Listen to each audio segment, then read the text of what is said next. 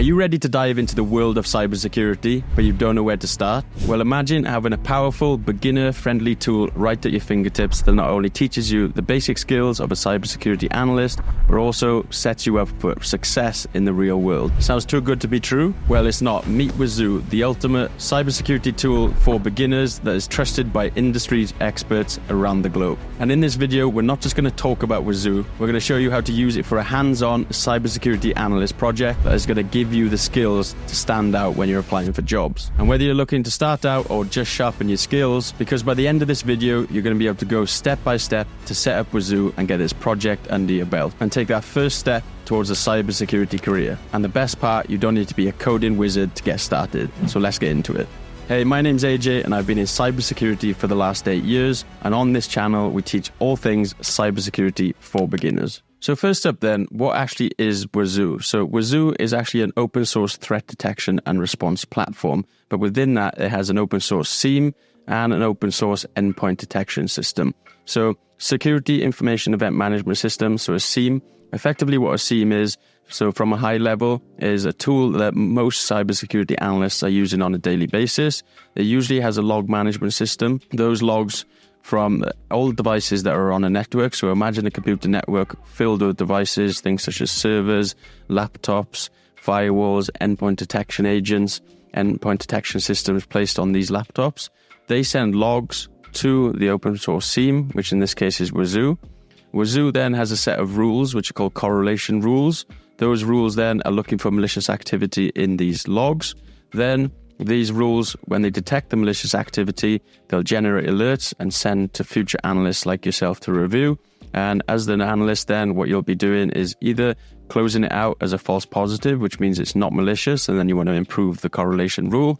Or if it is malicious, you want to be escalating it as an active cyber attack and an active incident. Now that you know what Wazo is and what a SIEM is, I'm going to show you how to set this up. So before you can go any further, you're going to need to set up Ubuntu server, and you can either do it on AWS, so in the cloud with Amazon Web Services, but it's going to cost a little bit of money, or you can set it up on a virtual machine using something like VirtualBox. So these are the minimum hardware requirements that you want to be focusing on when you're setting up either on AWS or on a virtual machine. And due to these hardware requirements, that's why it costs a little bit of money on AWS. So for the basis of this video, I'm not going to show you how to set up Ubuntu server, but if that is something that you would like me to show you, then comment down below and let me know. But if you do want a quick resource to be able to get this set up on VirtualBox for free straight away, then you can come in here and you can go to this website and it's going to show you what VirtualBox is and how to actually install Ubuntu server. Once you've done that, then come back to me. So then once you've got Ubuntu server set up, either on AWS or in a virtual machine, then we can go ahead and start to install Wazo, which is actually installed on our Ubuntu server. So once you're logged into your Ubuntu server, what you want to do then is run this command just to update it. Then you want to run this command here, sudo apt-get upgrade, just to make sure that the update has been completed. That would be this command here. Hit enter, then you can say yes. Then once that is done, what you can do then is you want to be copying this command. So you got curl -so, and then it's going to be downloaded in the specific package to install it, and then you're going to run sudo bash to actually install it and run that script. Then once you've run this command, you'll get a printout which will look like this at the end, and it'll show you a summary saying that you can access your web interface for Wazo via the IP address, which would be either, if you're on AWS, then it would be your public IP address for the server. If you're doing it on a virtual machine, then it's going to be the local IP address of that server, and you're going to be given with a user, which is admin, and then it'll print out a password for you, and then it'll say installation finished. But for the basis of this video, I didn't want to show you the password for my instance. So then what you want to do, you can head over to a browser, and what I'm doing here, I'm going to my public IP address of my AWS Ubuntu server instance. For you, like I said, it'll be the IP address of the server. Then you can come here, then we can log in. So like I said, it'd be admin and then the password that it presents you with. And then it's going to connect you to the Wazo dashboard. And once it's done that, there we are, we're in, and we've set up Wazo, and we've actually set up the Wazo dashboard. So now that you've successfully logged into the Wazo dashboard, you can congratulate yourself, pat yourself on the back. You've set up your first SIEM, and you should be very proud of that, because there's a lot of companies that require people with knowledge to set up SIEMs. So if you as a cybersecurity analyst can set up a SIEM, then you're going to look like a much better analyst, as you're going to understand the back end of how it works. So This is the Wazo Dashboard. So this is one of the dashboards that they include. It's just giving an overview of the severity of the rules that are fired, and it's going to give us a way to be able to select and go through different aspects of the Wazo system itself. So there's a lot to go through here, but for the basis of this video, we're just going to focus on the endpoint summary. So in here, this is just going to give you a summary of the endpoints that are connected. So I'm going to show you next how to add your own endpoint and detect malicious activity on a Windows host. But you can see all the endpoints that are connected here. So like I mentioned, all of the endpoints, everything here from a network that is sending its logs to Wazo. So for example, what we've got here, a Windows host sending all of its logs to Wazo to be able to detect malicious activity.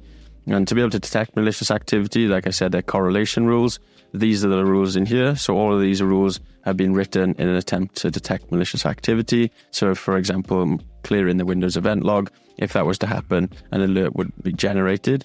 And that alert then would show up in threat hunting. So as you can see here then, here's a list of the rules that have triggered, and here are the security alerts based on the logs that are ingested, which in this case are coming from a Windows host. So there's a lot of capabilities that Wazo has as a SIEM. I can't go through the dashboard, each aspect of the dashboard now, but I recommend spending some time in here, getting familiar with each part and each section of the dashboard, so that you can get comfortable with Wazo itself and how a SIEM actually works.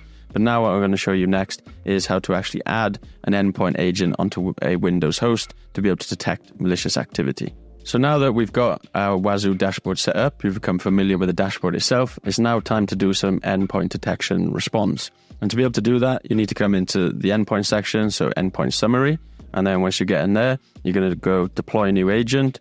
For the basis of this video, I'm going to be using a Windows agent. So I've got a Windows virtual machine that is currently running on VMware Fusion. You can use VirtualBox, but you're going to need a separate Windows virtual machine. Again, I won't show you the setup of a Windows virtual machine in this video, but please do make sure that you've got that set up. So then want to add in the server address of your Wazo server. So for me, it is this IP here. But like I said, if you're doing it locally, then it's going to be the local IP address of that server. Then agent name, so I can just do this as Windows agent. Then I can leave it in the default group. Then what we're going to be given then is this command here. So run the following commands to download and install the agent. So you need to run this on the Windows host itself. Like it says here, requirements, you need administrative privileges, and this is actually a PowerShell command. So make sure to run it in PowerShell. So we can head over to our Windows virtual machine, which is on this side. We can open up PowerShell. So go down here to PowerShell, run as administrator, and then we do yes. And then we're going to copy that command. You hit enter. Then once the installation for that is complete, what you can do then, you want to start the Wazo agent. So you hit enter. So in this case, the request service has already been started. So my agent is already up and running because it's already installed. So make sure you install it. Run this command here to make sure the Wazo agent has been started. And then it will say that the Wazo agent has been started. Then you can come back to your Wazo server. You can close this out. Give it a couple of minutes, and then you should see that your agent will then be enrolled, and it'll look like this, and it'll show the operating system, and it'll show the status as active. So you can also click in here if you're looking for more information about that host. But from here then, that specific agent that you've just installed on your host will now be sending all of its logs to the back end of Wazo into its log ingestion system, and it will attempt to then detect malicious activity on that host. So now that this is all set up, we now want to practice and actually generate some malicious activity so we can respond to some alerts just as a cybersecurity analyst would do. So if you remember earlier, what I mentioned is the rules. So if you come in here, so these are all the rules that Wazo has, so the correlation rules in an attempt to detect malicious activity on any logs that are ingested into the platform. So you can come in here. So now that we've got a Windows host that has been set up, we can just type in Windows in here, and it's going to show us all of the Windows rules. So you actually want to search for groups equal Windows, and as you can see here, this is going to show all of the rules that are related to Windows. So one rule that I like to test, because I know it's easy to test, type in clear, and you can see Microsoft event log cleared. So you can come in here, and this is going to show you more information about the rule itself. But what we want to do is actually generate malicious activity, or generate activity that is actually going to clear this log so it generates an event. So to be able to do that, you can easily come into here, go into your event viewer. So if you want to find event viewer, you could just type in event viewer here. But then once you're in here, so these are the 3 main logs from Windows, where we can just come into here, right click, and then clear log, clear. Then we'll check back into our Wazo server to see if it has generated an alert. We can come back to the overview tab. So there we go here, then click to overview. Then we can go to threat hunting. So this is where all the alerts are located. And we can scroll down, and as we can see here, the Windows event log has been cleared. So this is an alert that is generated. So as a cybersecurity analyst now, what you would be doing is reviewing this and trying to understand why that event log has been cleared. Was it done legitimately? Was it done maliciously? Then you would have to decide whether to take action, or if it's legitimate activity, you could then choose to close it out. So congratulations, you've now set up a SIEM, but you've also set up an endpoint detection agent, and it's actually detecting malicious activity on a Windows endpoint. Now, to continue your experience, what you want to be doing now, going back into the rules, having a look at the more of the Windows rules that are on Wazo, and then you can attempt to, for example, trigger this malicious activity or trigger this activity that's in your virtual machine or your Windows virtual machine. So you can come through here, so you can review these. You can be like user account change, so you know you can jump into your Windows virtual machine, change one of the accounts, and then review in the overview into the threat hunting section and see if that alert is generated. So this is the kind of process that you want to get into, because as a cybersecurity analyst, that's what you're going to be doing on a daily basis. You're going to be there to review these alerts, understand if they're malicious or not, and take action if necessary. So to conclude, you understand now what a SIEM is and how it's used by cybersecurity analysts every single day. You understand how to set up your own SIEM at home via Wazo, and you understand how to detect malicious activity on an endpoint using Wazo agents. And finally, you know how to respond to these alerts just like a cybersecurity analyst would do every single day. And now these are the kind of project ideas that you can show to a future employer when applying for cybersecurity analyst job, because these are the exact things I do every day as a senior analyst. Thank you for taking the time to watch this video today. If you want more cybersecurity project ideas, then go and watch this video next, and I'll see you over there.